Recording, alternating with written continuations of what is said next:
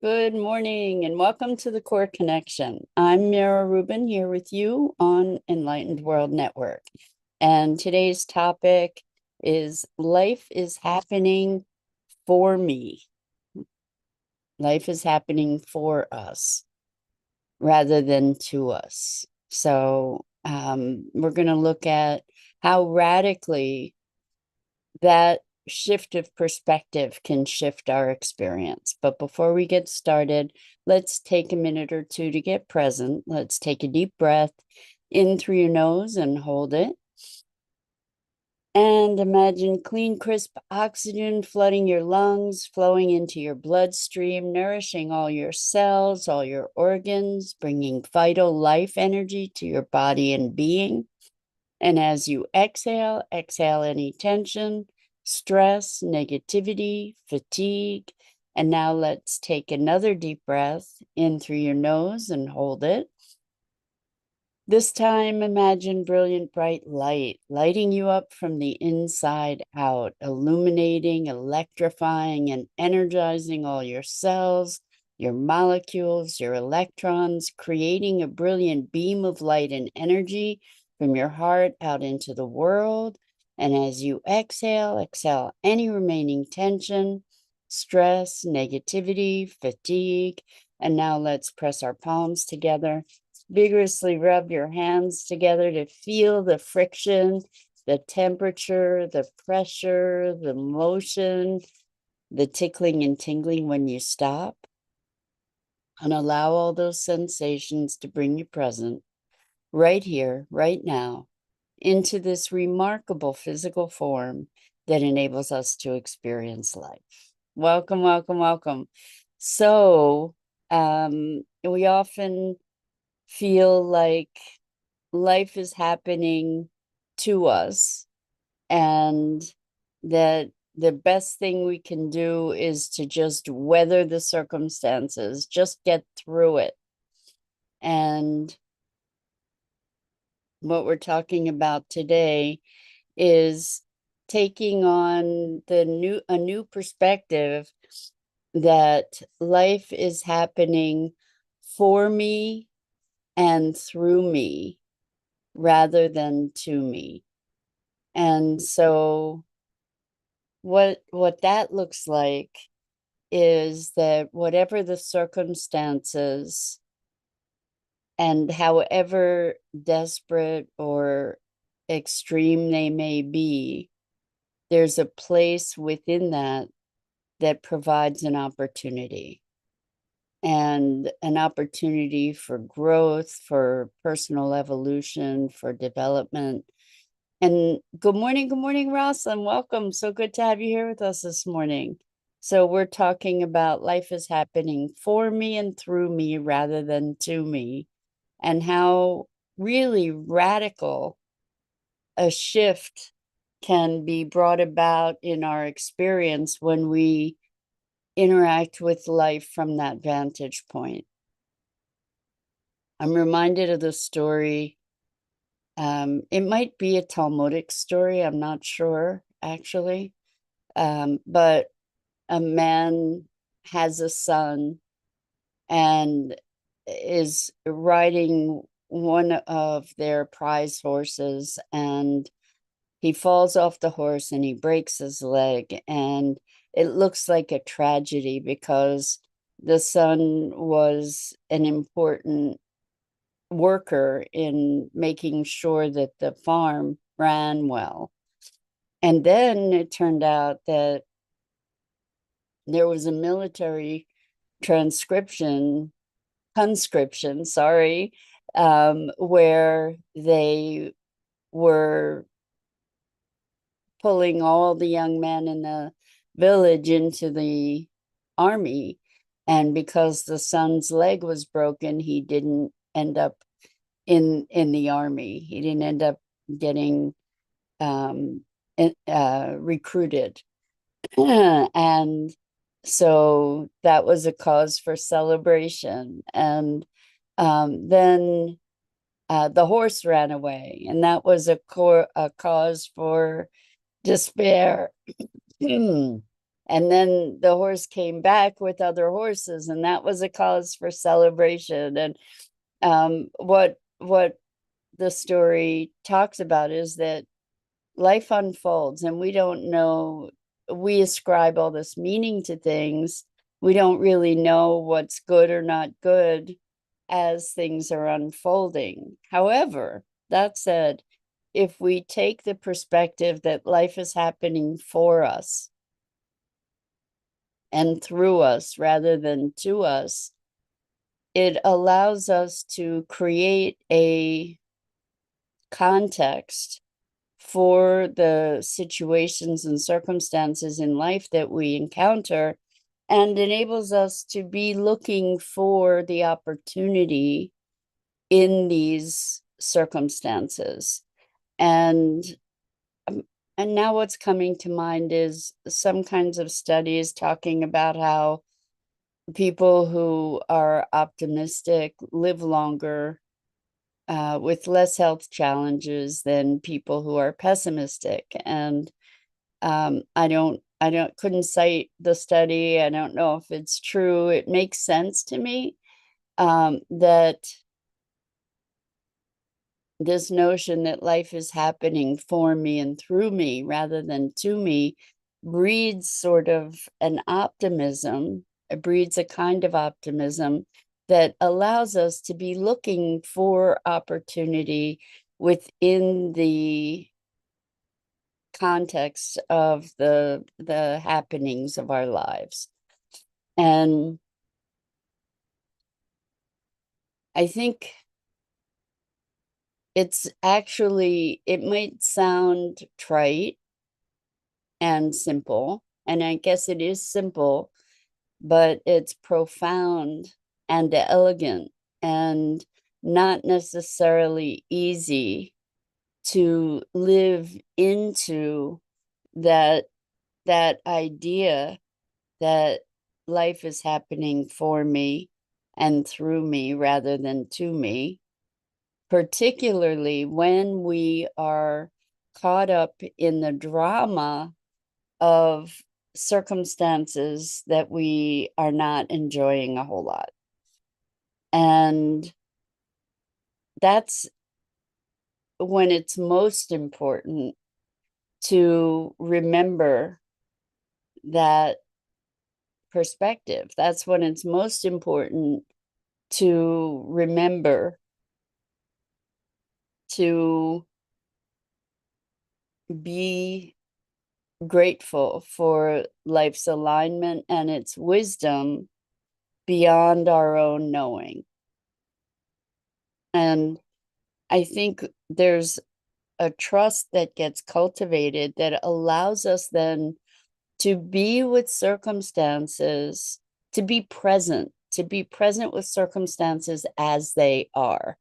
And when we're present with circumstances as they are, we have then the opportunity to see pathways that would otherwise perhaps be invisible to us. When we can be present to how things are in the moment, life is happening for me, allows us to release resistance to our experience and of circumstances that we're not necessarily thrilled about. So we can, when we let go of resistance, when we let go of trying to project onto a situation the way that things should be, or that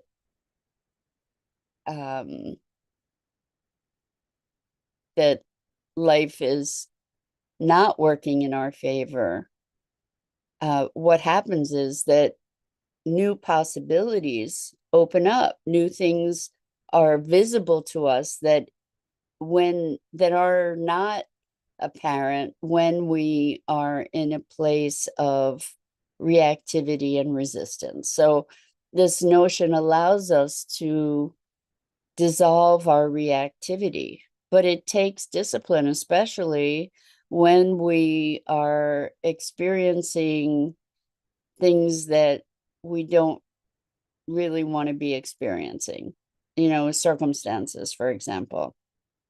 So it could look like something is really tragic, and then that something turns out to be the very thing that gives us a sense of meaning and purpose in life. It doesn't mean that we avoid mourning a loss. It doesn't mean that we deny the pain of an experience. It means that we allow for that processing, we allow for that grieving, we allow for that experience, and acknowledge that there may be some, momentarily at least, hidden benefit to that experience, and that it may be opening doors that we just can't imagine, even though it doesn't seem that way. So I know of a number of people whose greatest strength, spiritual, emotional strength, has come from extreme hardships. People who have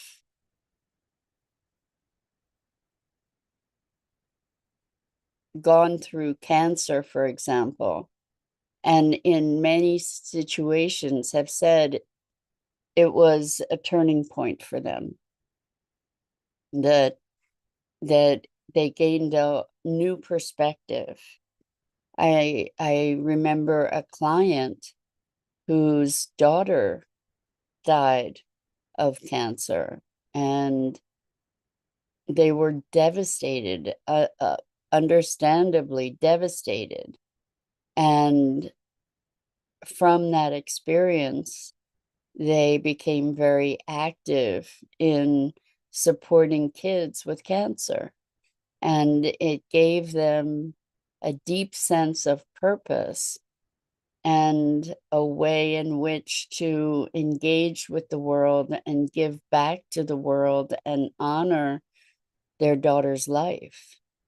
So these are important things to recognize, that even from our deepest devastation and pain, and often from our deepest devastation and pain, comes transformation that brings us into closer relationship with ourselves and what's important to us, that brings us into a space of deeper connection with what is meaningful to us.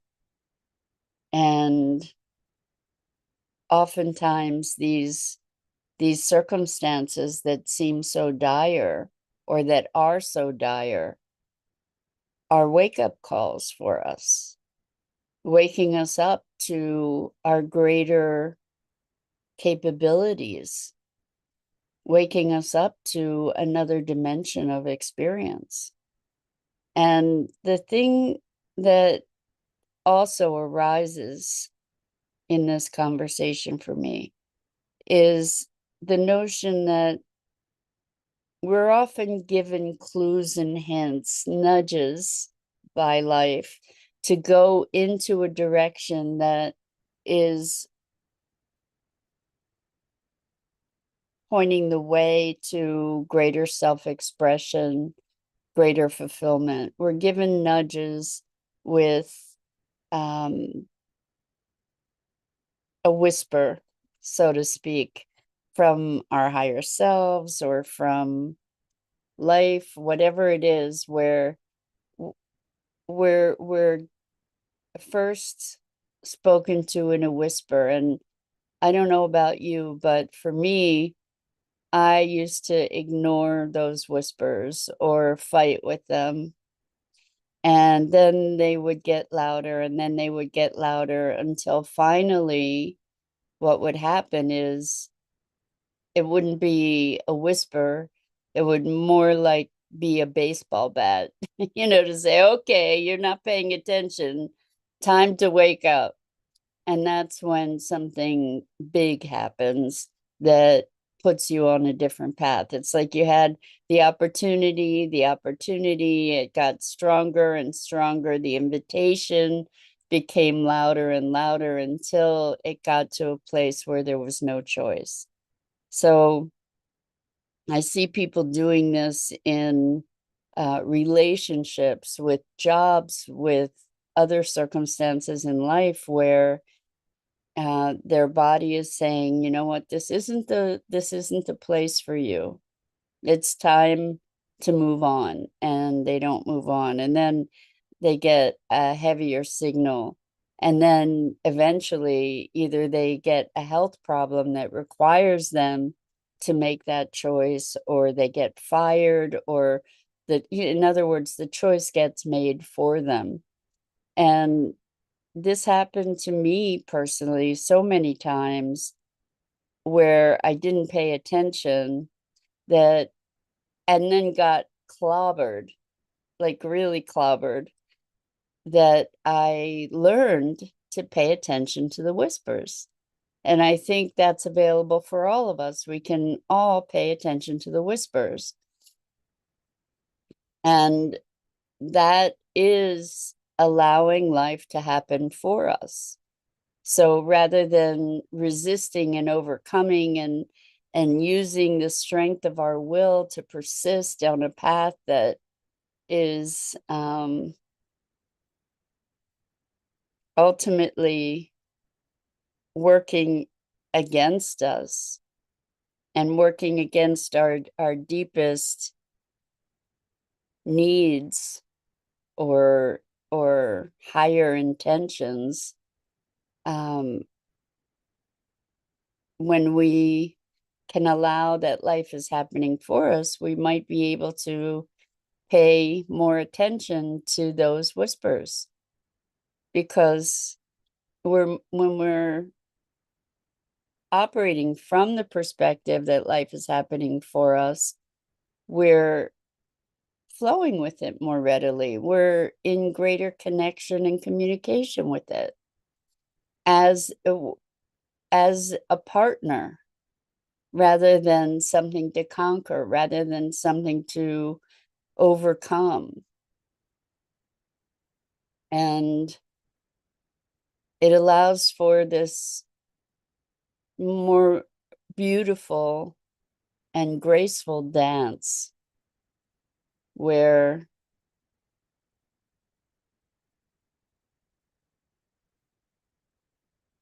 we can cultivate curiosity and delight and wonder at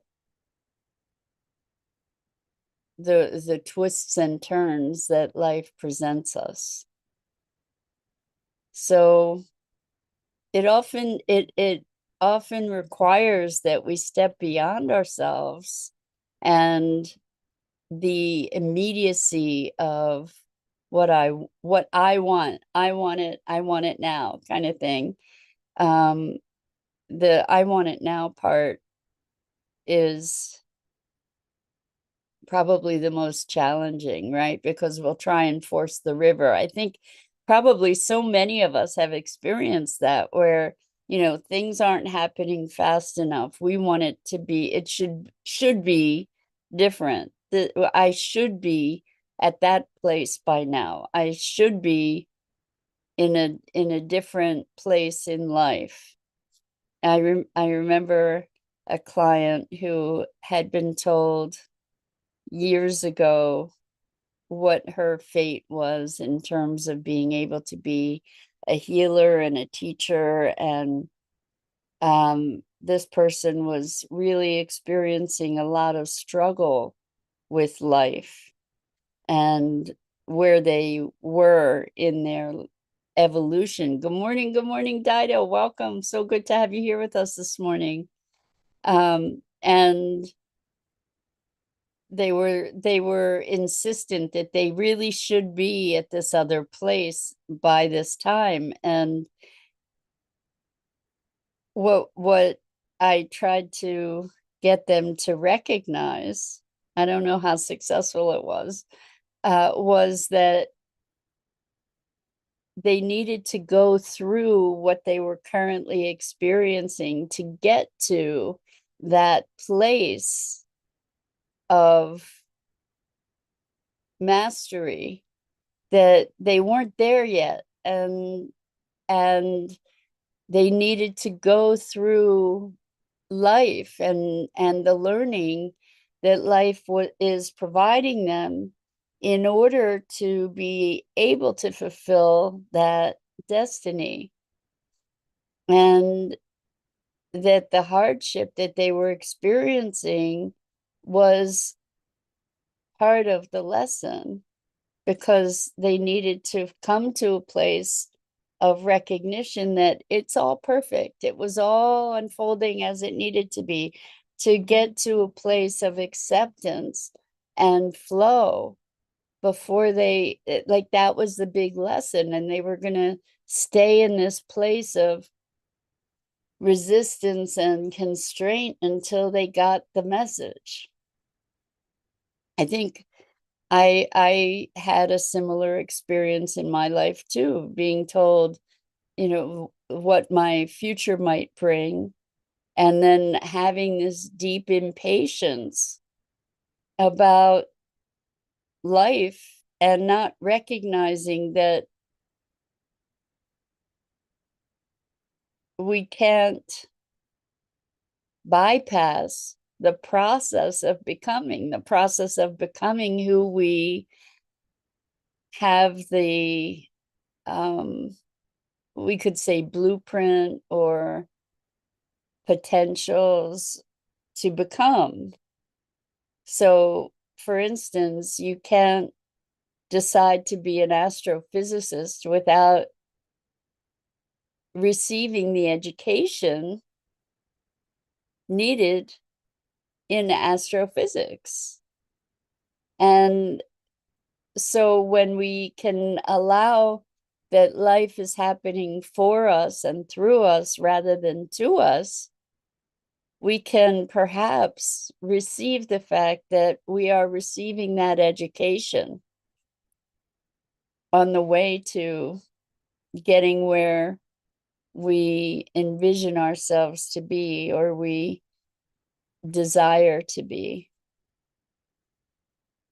So it's a practice, actually, and it takes practice to come from this place of life is happening for me and through me rather than to me.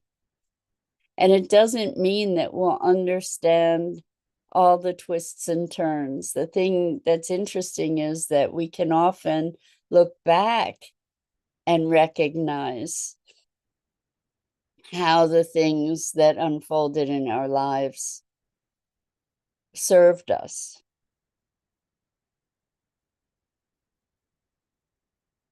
Another advantage of this perspective is that it allows us to go beyond regret. So Rosalind says, using external circumstances as a crutch for not being at a certain point. Well, using external circumstances in a way that perceiving the external circumstances as impediments rather than supports is keeps us from being in the present. I think that we're more willing to accept external circumstances as what's actually going on without the resistance. When we relieve the resistance, actually what happens is we allow ourselves to flow. And that's the big thing, is when we're not present and we're feeling like victim of life, then we're in reaction and it's impeding the very flow of life that we desire. So Dido says, such a profound insight. It changes what is happening now and what happened in the past. 100%. I'm so thrilled that you said that. I don't beat myself up now for so-called mistakes. It's such a supportive way to live. Thank you for that, Dido. Indeed, it's the regrets fall away because it's part of our growth.